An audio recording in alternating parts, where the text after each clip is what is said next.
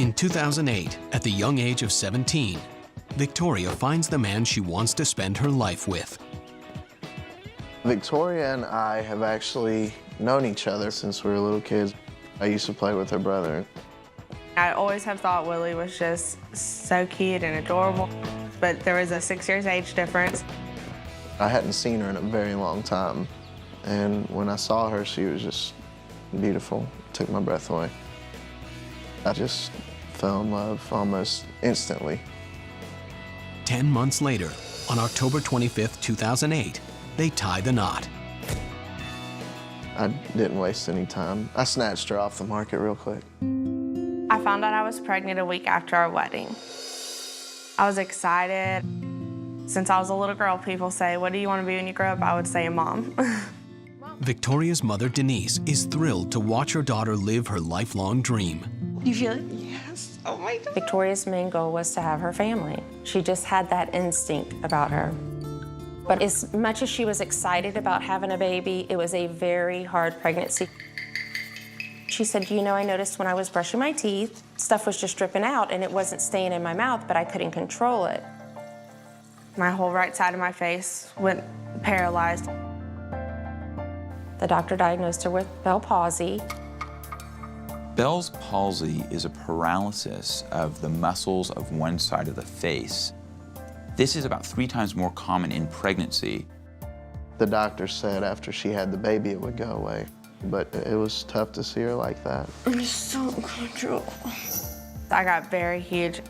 I gained 50 pounds, and it was a very, very big, round belly.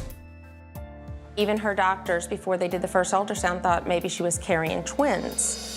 But it's just one baby. He's born on May 18th, 2009, and named David Ryan. I was induced a week before his due date. My labor was the easiest part of the whole pregnancy. Victoria's pregnancy took a lot out of her. And she just wasn't ready to go through that again, and we just weren't ready to have another child yet. Realistically, I would say, okay, maybe in 2 or 3 years. As a precaution, the couple practices the withdrawal method. We weren't using any kind of birth control. We were just trying to be safe. She was having a period every month, and as long as she was having her period every month, you know, it was like, yes, so we're not having a baby. Before David Ryan, I would have a very, very heavy period, and they'd last about 7 days. And then after I had David Ryan, they would just last maybe 4 or 5 days. I just thought that maybe it's something that happens after he had had a baby. I didn't really think too much on it. Following childbirth, the body naturally produces a hormone called prolactin, and that's the hormone that's designed to cause milk production for nursing a child. That hormone also suppresses the body's ability to ovulate and have regular cycles. By October, 19-year-old Victoria discovers that a lot of things change after you have a baby. At times she'd be up at night or late at night, and then she'd have to get up and go to work in the morning. So she would drink a giant energy drink every morning. She was complaining of headaches, and I actually told her, "I think your headaches are from the caffeine and the energy drink." Then, a month later, Victoria realizes there's one major thing that hasn't changed since David Ryan's birth 6 months earlier. I'm sick of this. My belly was not going back to normal. I was still 30 to 40 pounds heavier than before I had David Ryan. I wasn't eating a lot, so I didn't know why this belly was just still there. I honestly thought, I'm gonna buy her a girdle. So I did. I said, "Victoria, maybe this will help hold everything in and help the muscles." I would wear it with everything. I'd wear it with my jeans, with my shorts, with my dresses. Everywhere we went, I'd have that girdle on.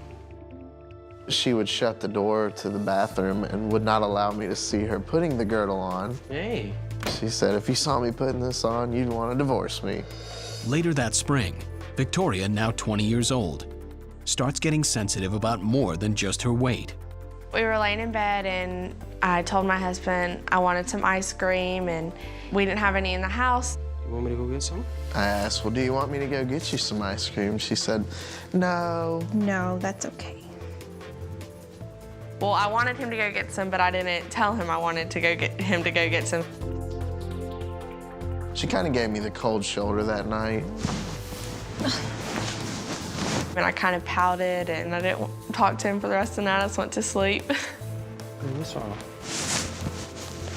Yeah, I kind of asked her, are you seriously that upset because I didn't go get you ice cream? I just thought I was being a female, and I was pouting because I didn't get my way. On June 24th, Victoria prepares for a weekend trip to visit her mother-in-law, who lives a few hours away. I was up all night that night.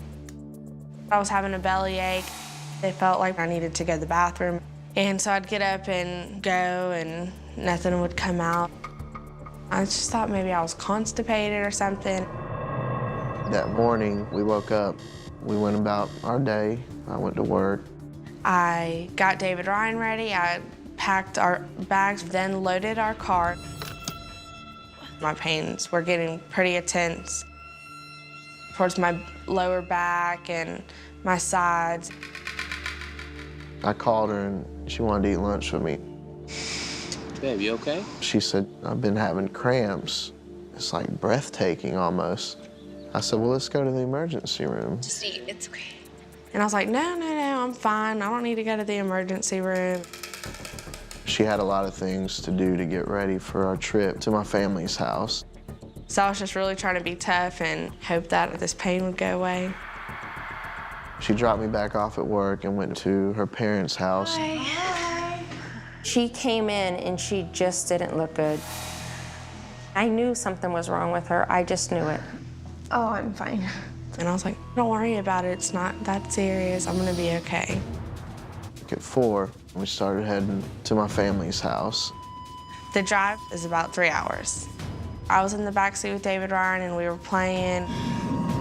The pain at that point was very, very intense. It was consistent. It wasn't going away.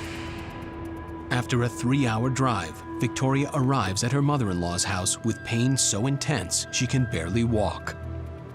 I noticed that Victoria had to go straight to the restroom. I asked Willie what was wrong with Victoria. He said she's just having some stomach problems. My pain started getting so bad throughout my back and my hips and everything. I still couldn't go to the bathroom. I could hardly move at this point. And it was just an awful, awful, awful pain. And I had actually taken my girdle off. I couldn't talk, I couldn't yell. And so I just grabbed my phone.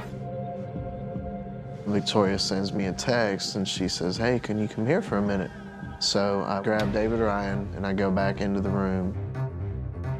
Victoria's slumped over and she's like, it hurts so bad. I did tell Willie, okay, maybe we need to go to the hospital.